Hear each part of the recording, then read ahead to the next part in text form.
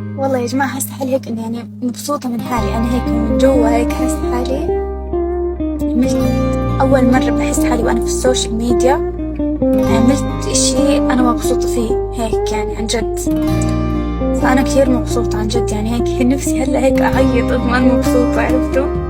أنا خلصت بحب أحكي لكم، ومبسوطة كثير طبعا مبين علي التعب، مبسوطة كثير عن جد.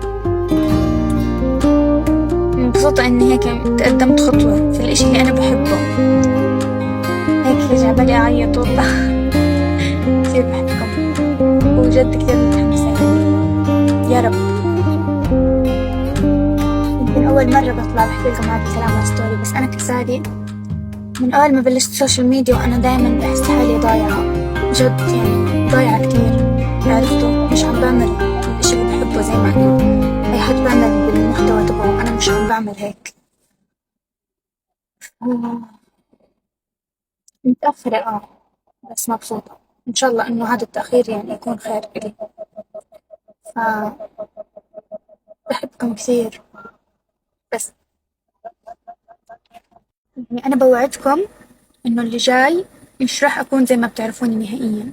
بوعدكم إنه الإشي اللي جاي كتير فخم إن شاء الله، إذا اللي براسي صار، وأنا عندي أمل إنه رح يصير.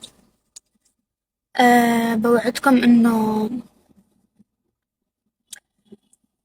رح تشوفوا سالي مختلفة تماما، رح تعرفوا إنه سالي اللي أنتوا بتعرفوها مش هي سالي الحقيقية. أنا مش هيك.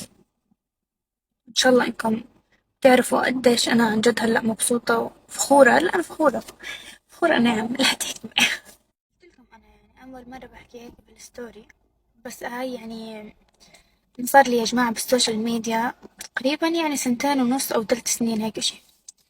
صحيح إنه عمري صغير، بس شفت أشياء يعني أكبر من عمري بكتير، ومريت بأشياء الناس اللي أكبر مني بمروا فيها، أشياء يعني مش لطيفة أبدا.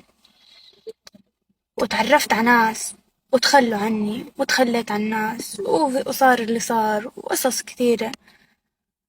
فأنا بالسوشيال ميديا أنا هلأ كسالي بحس إني أنا مش طالعة في إشي نهائيا من السوشيال ميديا، غير طبعا أنتو محبة الناس. طبعا أنتو بتعرفوا قديش أنا بحبكم.